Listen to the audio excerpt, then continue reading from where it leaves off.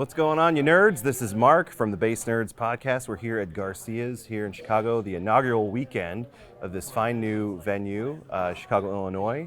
I'm here because Grahame Lesh and friends are playing, and my good friend, my new good friend, Brian Rashap, is here repping bass. Tell us a little about yourself, man. Yeah, man. I live in the Bay Area. I live in Sonoma County, and I've played bass pretty much since I did a lip sync of some Iron Maiden song in 9th grade. And there were too many guitar players, and I borrowed a bass from a friend's pawn shop. How many times have we heard that fucking story? That's gotta be a lot. Too many right? guitar players. Yeah. You were sentenced to bass. I was, and it kind of stuck.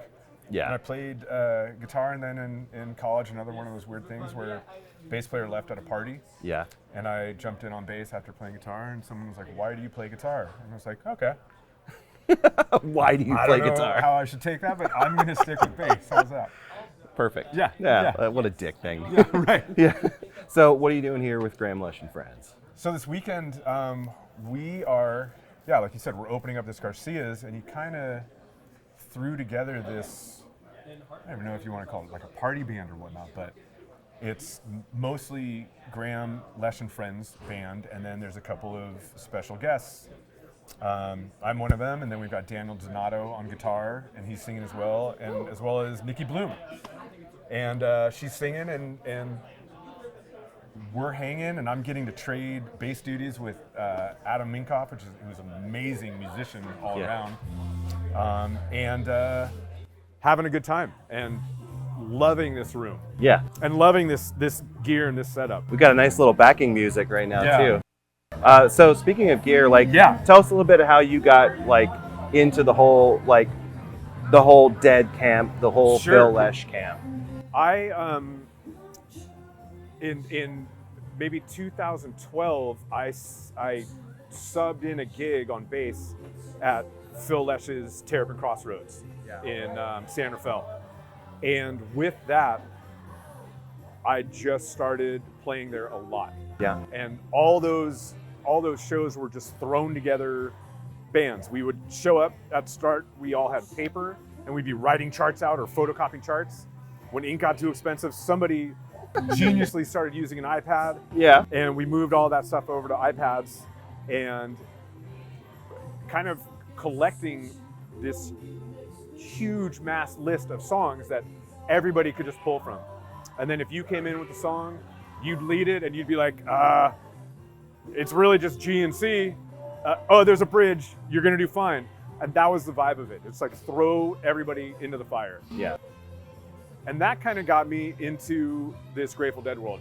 Listened to the Dead growing up, saw Jerry, saw the Dead, and it was a part of my life. Not in a million years would I think that one day I would be playing at Phil Lesh's club, let alone breaking bread with the man, and then actually working for him as his production manager, his bass tech, and his stand-in, his buddy. When did you start working with him as a bass tech in that relationship? As a bass tech, that was beginning of 2018. Robbie Taylor, his longtime tech and PM and TM, he retired. And you got handed the keys to the kingdom. I got handed the keys to the kingdom, yeah. So you were in Phil's ear, kind of helping make. I mean, Phil was known for gear and pushing the envelope and exploring new territory. Whatever, it's the funniest thing, right? Whatever pedestal you want to throw these legends, these innovators, whatever on, when you get down to the brass tacks, they are, in this case, a bass nerd. He is a gear junkie. It was bringing in new gear to Phil was like calling your best friends, dude, Super Mario Brothers 3 is out. I have it. It's from Japan. Yeah. I can't even understand it, but it's so good. That's how our relationship was. That's really special.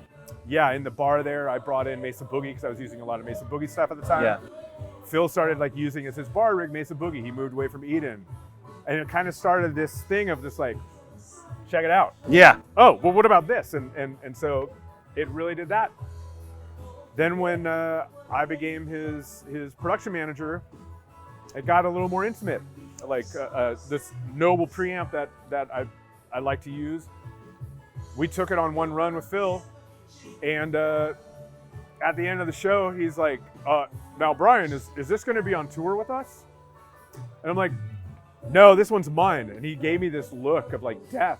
And I hammed it up, and I was like, you know what? I actually talked to Jack a minute ago, and I ordered you one. And he was just like, fuck yeah! Like, that was the excitement. That's really cool. So, I don't know.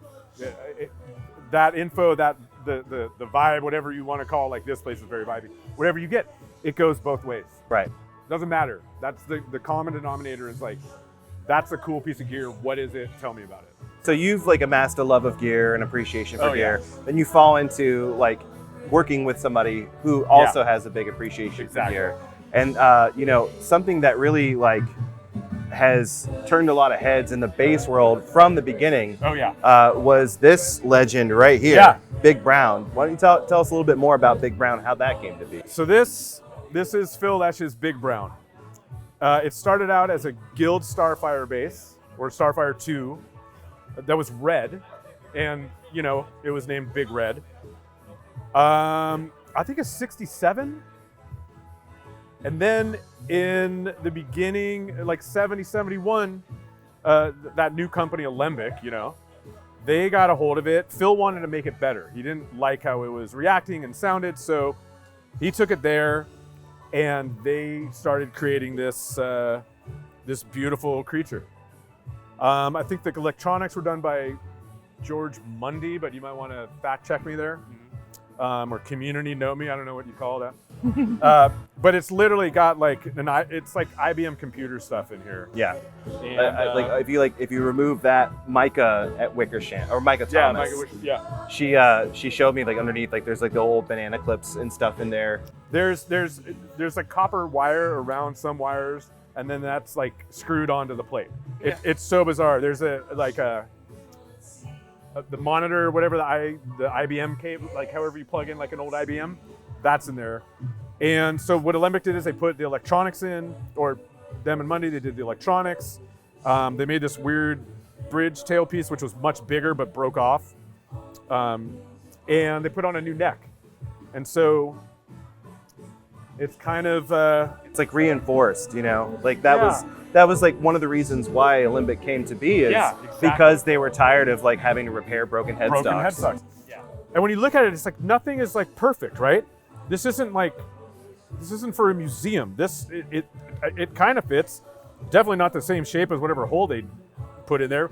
And who knows why there was a hole. But this is it couldn't have been all these things that they needed that hole. Right. Well, but this whole the top whole thing comes off. Whole top comes right off. But this is just like a living document, so to speak. It is. Of their beginnings. It is. And like kind of figuring all of this out. It's so wild.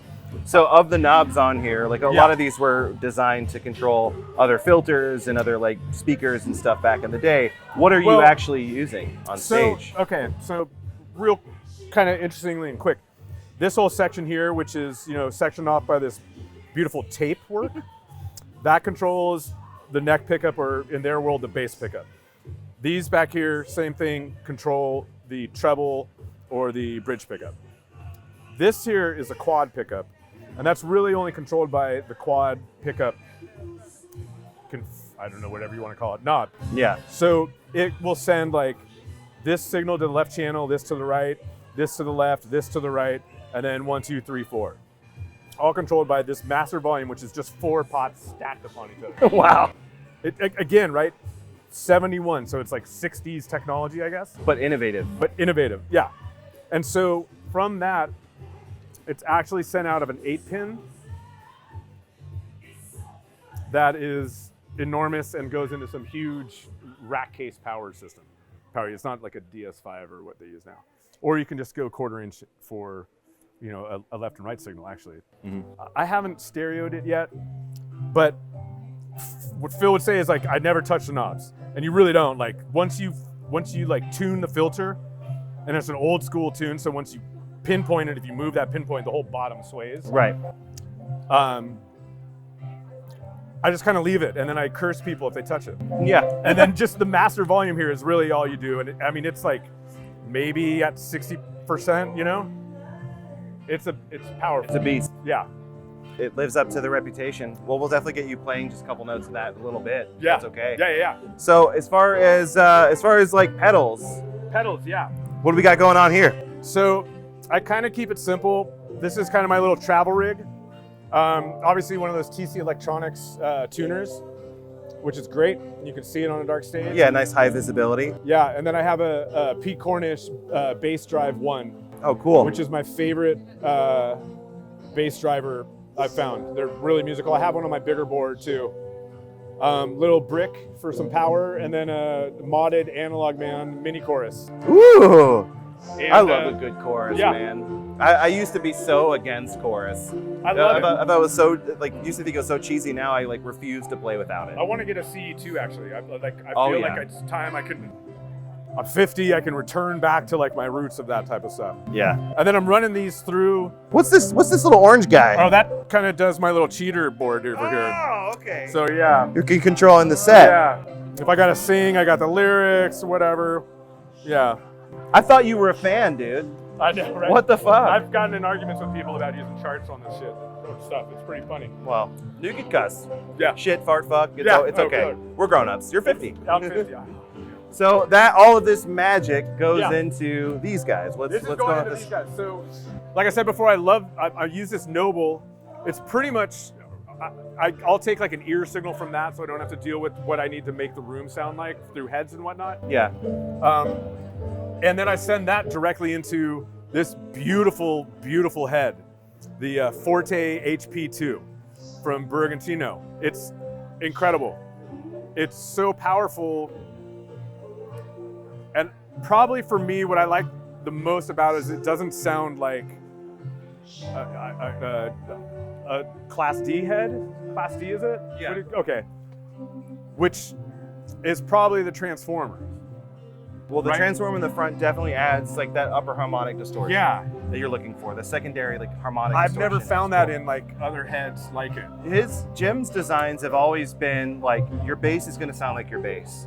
And Yeah. He's always been trying to like really capture that Yeah. sound over the years. I see that you got the drive on. I which is kinda do. Cool. So that's kind of cool. I reprogrammed the drive to the B15. Cool.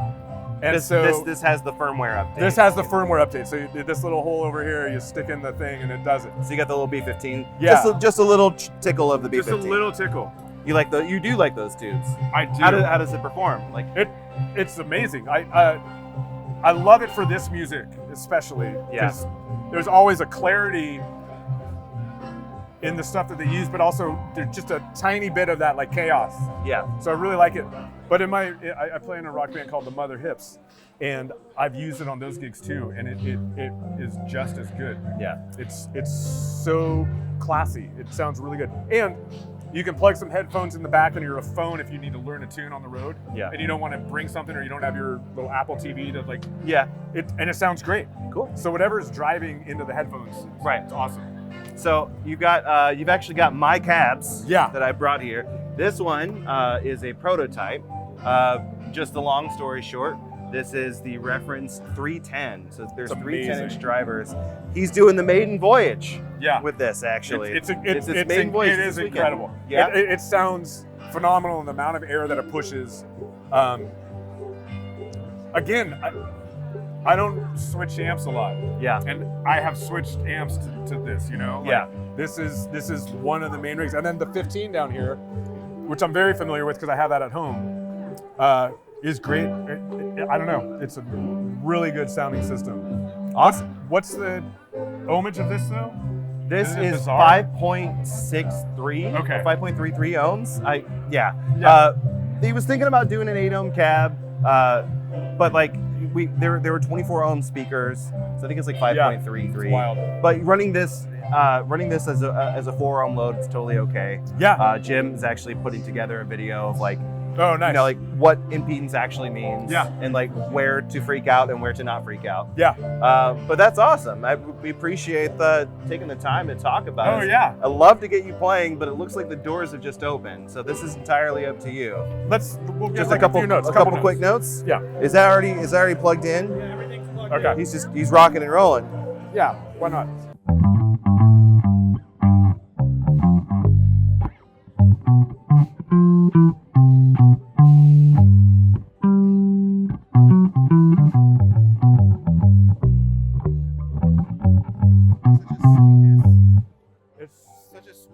so great. This And then also- this was the sound growing up. Like So, and then with the chorus, right?